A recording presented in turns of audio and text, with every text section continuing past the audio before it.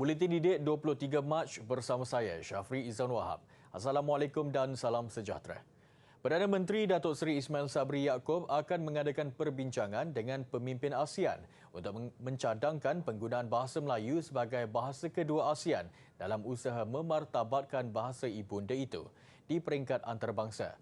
Beliau berkata selain Malaysia, beberapa negara jiran seperti Indonesia, Brunei, Singapura, Selatan Thailand, Selatan Filipina serta di sebahagian Kemboja turut menggunakan bahasa Melayu sebagai bahasa pengantar. Jadi tidak ada sebab kenapa kita tidak boleh menjadikan bahasa Melayu sebagai salah satu bahasa ASEAN. Dan saya bersetuju dengan pandangan daripada Yang Berhormat tadi. InsyaAllah kita akan menyelaraskan perkara ini. Saya akan berbincang dengan pemimpin-pemimpin negara ASEAN, terutamanya yang telah pun menggunakan bahasa Melayu. Saya akan bincang mereka supaya bersetuju untuk menjadikan bahasa Melayu sebagai bahasa kedua ASEAN. Beliau berkata demikian bagi menjawab soalan tambahan Senator Datuk Seri Zurainah Musa ketika sesi pertanyaan di Dewan Negara pagi tadi. Jelasnya, perbincangan lanjut turut diadakan bersama pemimpin-pemimpin ASEAN lain yang juga mempunyai penduduk yang menggunakan bahasa Melayu sebagai bahasa pertuturan di negara masing-masing.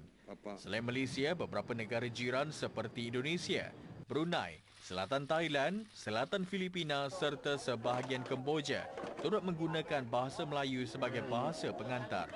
Ketika ini hanya 4 daripada 10 negara ASEAN yang menggunakan bahasa Inggeris dalam acara-acara rasmi di peringkat antarabangsa.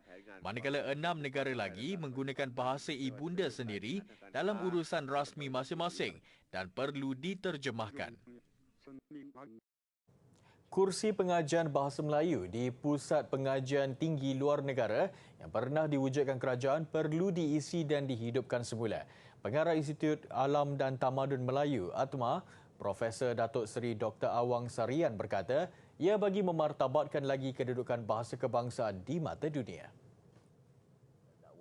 Antara yang dilihat kritikal termasuk kursi di 15 universiti di China yang menawarkan ijazah sarjana muda bahasa Melayu agar penyelarasan dapat dibuat dengan lebih baik dan teratur. So, ada 15 universiti yang bukan menawarkan kursus bahasa Melayu tapi menawarkan program ijazah bahasa Melayu kursus 4 tahun. Dan sebuah kolej di Hainan menawarkan diploma bahasa Melayu untuk 3 tahun. Artinya dengan pengisian kursi yang ada di Beijing itu akan dapat dibuat penyelarasan dengan lebih baik. Tumpuan sama juga perlu diberikan kepada kursi pengajian bahasa Melayu di Eropah dan Australia yang banyak menawarkan program bahasa Melayu. Tapi andai kata kita memerlukan waktu, maka secara strategik kita mencadangkan agar bahasa Melayu diterima dahulu sebagai bahasa rasmi ASEAN yang kedua. Dan lambat laun, mudah-mudahan akan terbuka kesedaran negara-negara ASEAN untuk menerima bahasa Melayu sebagai bahasa rasmi yang pertama. Langkah itu jelas mampu dicapai menerusi kajian pihaknya yang telah mengenal pasti hampir 20 universiti termasuk di Thailand yang mempunyai jabatan bahasa Melayu seperti di Takshin University. Malaysia juga boleh mengikuti langkah China yang mewujudkan banyak fakulti pengajian asing yang berperanan sebagai jendela ilmu mempelajari lebih banyak tamadun dunia. Kementerian Pendidikan KPM merangka pelbagai strategi untuk mengatasi isu sekolah kurang murid SKM. Timbalan Menteri Pendidikan Datuk Dr. Mahan Sun berkata, penggabungan SKM hanya boleh dilaksanakan sekiranya mendapat kebenaran bertulis daripada ibu bapa. KPM telah merangka beberapa strategi untuk menangangi isu SKM di bawah inisiatif pelaksanaan Pelan Hala 7 SKM.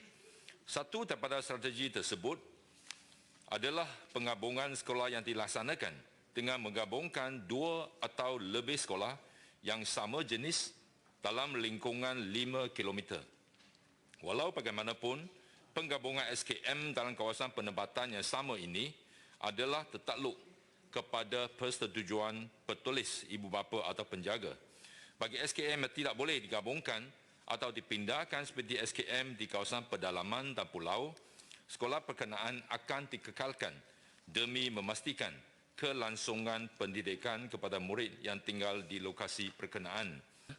Jadi, pihak JPN dan KPM kita telah mengadakan sesi libat urus bersama dengan ibu bapa dan penjaga kerana mereka adalah stakeholders. Ya, mereka adalah pemegang taruh yang bagi mendapatkan persetujuan bagi tujuan pergabungan. Jadi ingin juga saya menarik perhatian Yang Berhormat Senator beberapa faktor ya di mana ibu bapa atau penjaga tidak bersetuju. Perkara itu dinyatakan ketika menjawab pertanyaan oleh Senator Agnan Ituk dan Rita Sarimah Patrick Insol di Dewan Negara. Soalan kedua-dua senator berkaitan cadangan menggabungkan sekolah-sekolah luar bandar Daif dan kurang murid di Sarawak. SKM adalah sekolah yang mempunyai murid kurang daripada 150 orang. Sehingga 31 Disember 2021, terdapat 3,009 buah sekolah SKM di seluruh negara dan 845 daripadanya di Sarawak. Jelajah aspirasi keluarga Malaysia akan diteruskan di negeri Perlis bermula Jumaat ini hingga Ahad. Kunjungi reruai Kementerian Pendidikan Malaysia bagi mendapat pelbagai informasi berkaitan sekolah dan pendidikan negara. Orang ramai boleh mengunjungi tapak jelajah di Kompleks Sukan Tuanku Syed Putra, Kangar yang akan mula dibuka jam 9 pagi. Anda digalakkan melakukan ujian RTK Kendiri sebelum berkunjung dan patuhi SOP, pakai pelitup muka, kerap sanitasi tangan serta jaga jarak fizikal.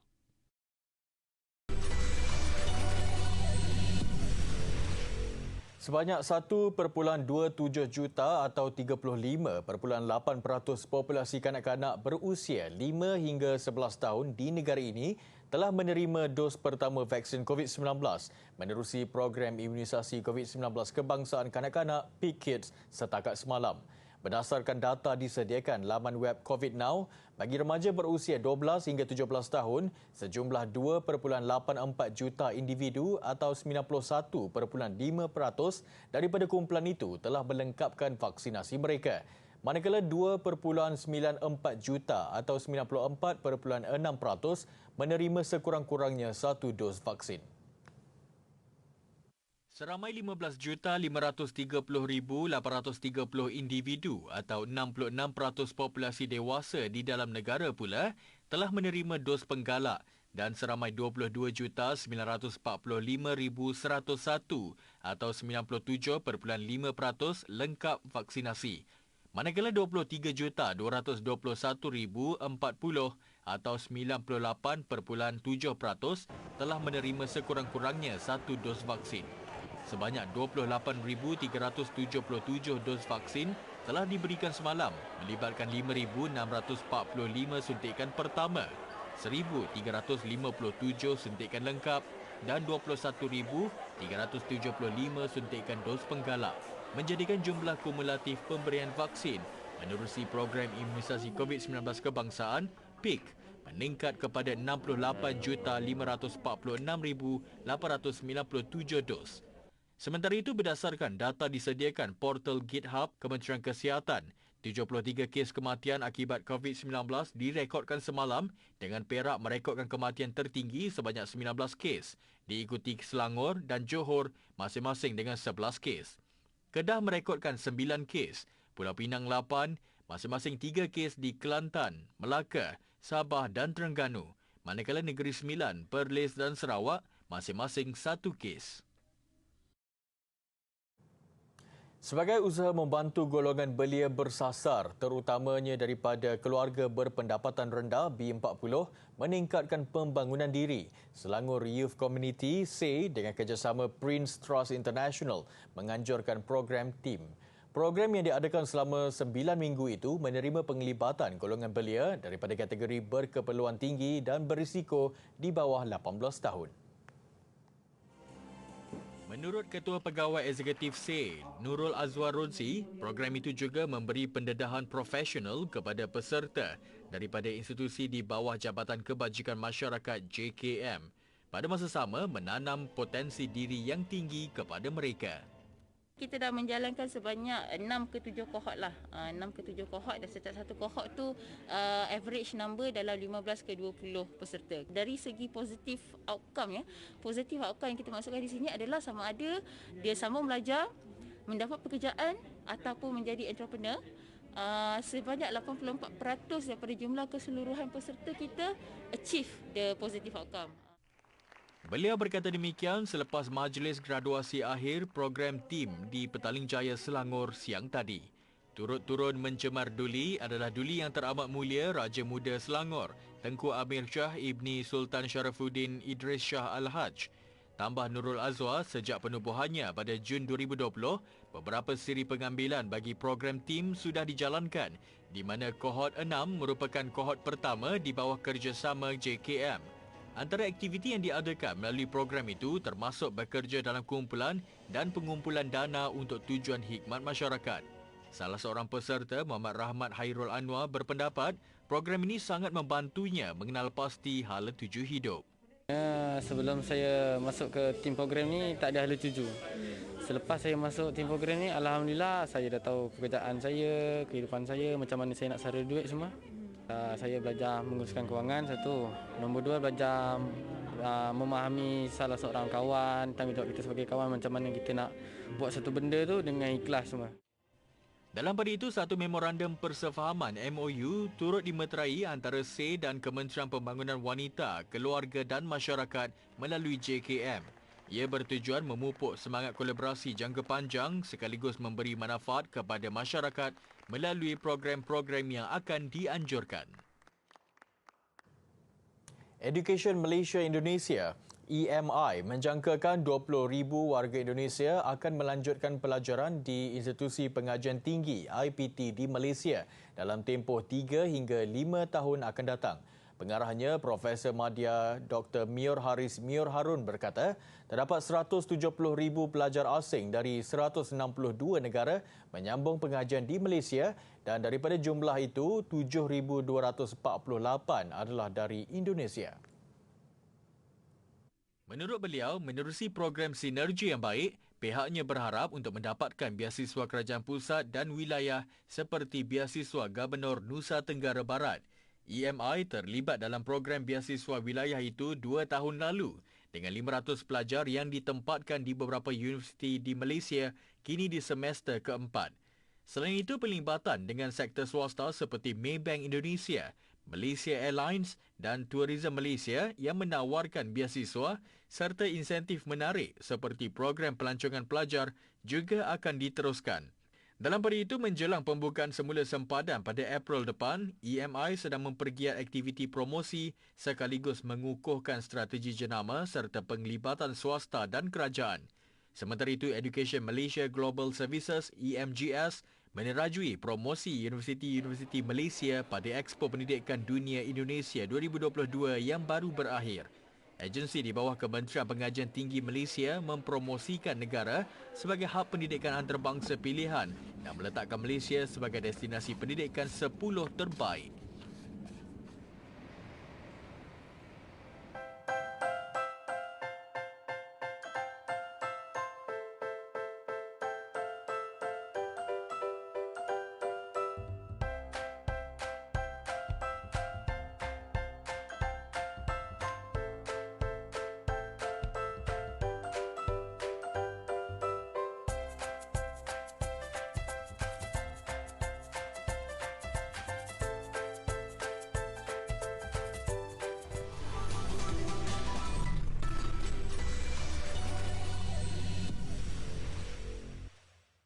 Sekolah untuk remaja perempuan di Afghanistan selepas beberapa jam dibuka pagi tadi.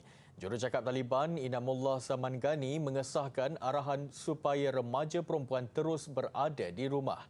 Arahan terbaru itu menimbulkan kekeliruan kerana sekolah untuk pelajar perempuan dijadualkan dibuka semula hari ini. Ia selepas lebih 7 bulan Taliban merampas kuasa dan menyekat hak wanita untuk mendapat pendidikan. Tiada penjelasan terperinci diberikan mengenai arahan terbaru itu. Dalam pada itu, Kementerian Pendidikan Afghanistan dalam satu kenyataan berkata, sekolah dibuka semula hari ini di beberapa wilayah termasuk Kabul.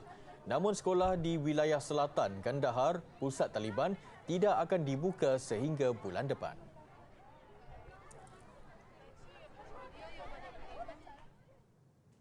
Pentadbiran Aeronautik dan Angkasa Lepas Kebangsaan NASA mengesahkan terdapat lebih 5,000 planet yang wujud di luar sistem suria atau exoplanet.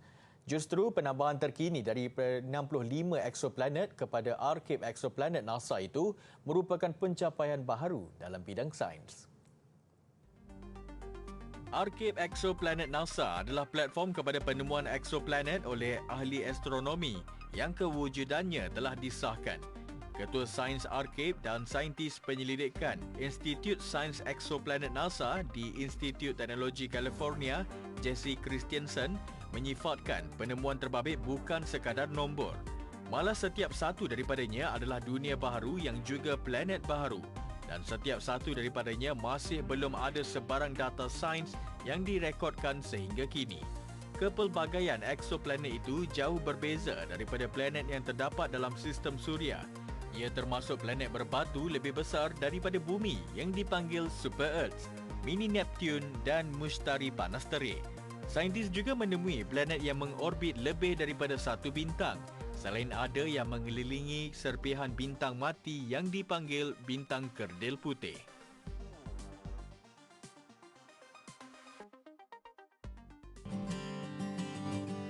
Tahukah adik-adik, dinasti Uthmaniyah adalah dinasti yang paling lama memerintah dalam dunia Islam, iaitu dari abad ke-13 hingga ke abad 20. Artifak hari ini merupakan barangan Iznik. Iznik diambil daripada nama sebuah bandar di Turki. Bandar yang banyak menghasilkan hasil-hasil karya tembikar yang berkualiti tinggi pada pemerintahan dinasti Uthmaniyah. Barangan seramik Iznik merupakan barangan yang paling cantik kerana ia menghasilkan kesenian Islam yang berwarna-warni. Dan corak yang terdapat pada tembikar Iznik merupakan gabungan corak tradisional Uthmaniyah dan unsur seramik biru putih negara Cina. Barangan yang dihasilkan pula merangkumi set makanan seperti pinggan dan mangkuk, jak serta cawan minuman. Tidak seperti seni perhiasan Islam yang lain, hiasan seramik Iznik lebih tertumpu kepada bunga-bungaan yang berwarna terang berbanding kaligrafi. Antara motif yang menjadi pilihan adalah tulip dan teluki. Dan zaman kegemilangan barangan seramik ini adalah pada waktu pemerintahan Sultan Sulaiman dari 1494 sehingga 1566 Masihi. Dinasti Uthmaniyah telah memainkan peranan yang sangat penting dalam memperkenalkan satu seni Islam yang sangat disegani di Barat.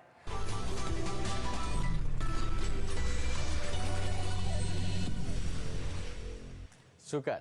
Jago berbasikal trek negara Dato' Azizul Hasni Awang kini sebaris dengan dua legenda sukan tanah air, Dato' Rashid Siddiq dan Dato' Lee Chong Wei. Ia selepas beliau dinobatkan sebagai olahragawan kebangsaan buat kali keempat pada Majlis Anugerah Sukan Negara ASN 2019-2020.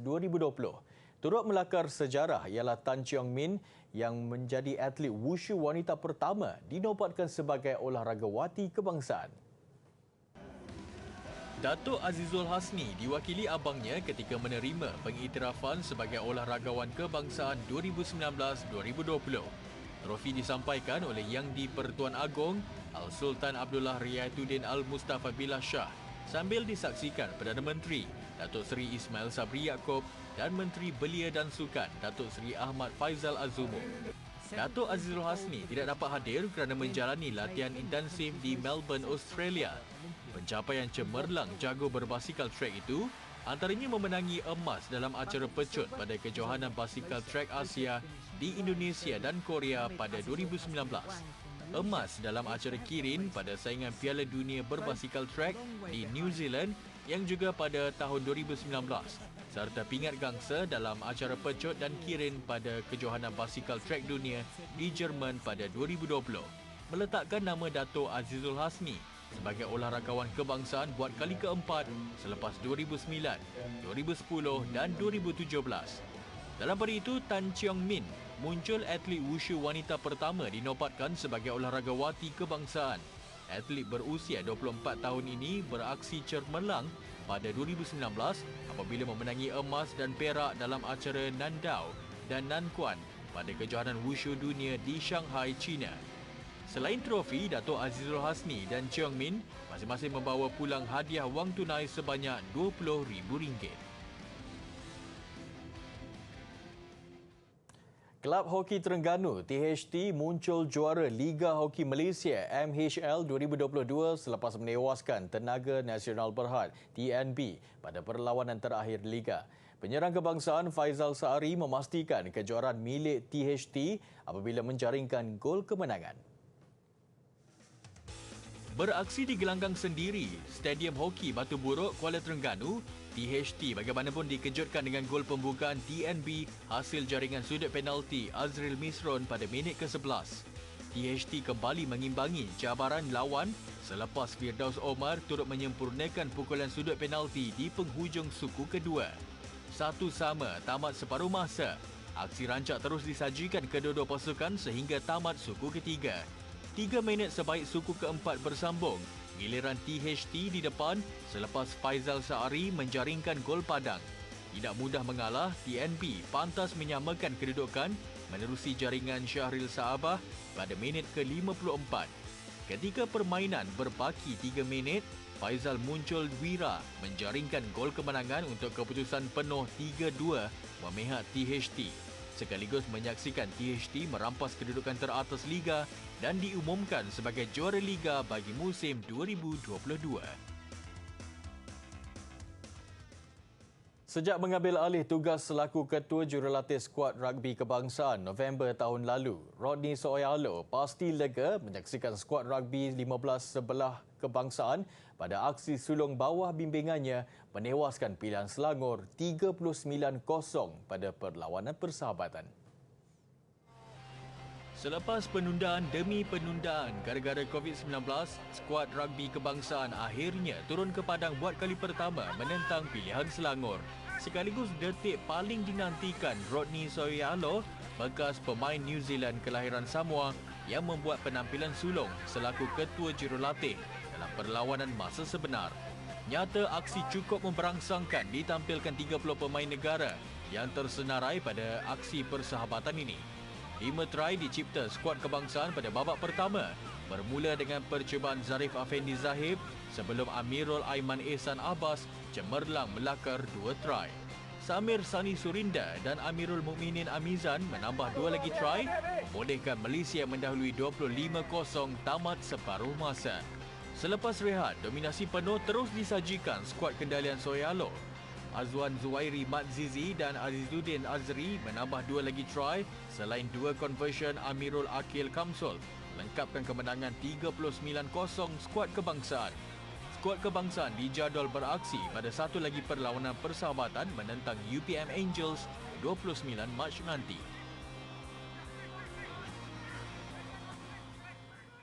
Festival Bunga Sakura di Washington DC, Amerika Syarikat mengakhiri Buletin Didik malam ini. Saya Syafri Zain Wahab, salam hormat dan Assalamualaikum. Jumpa lagi.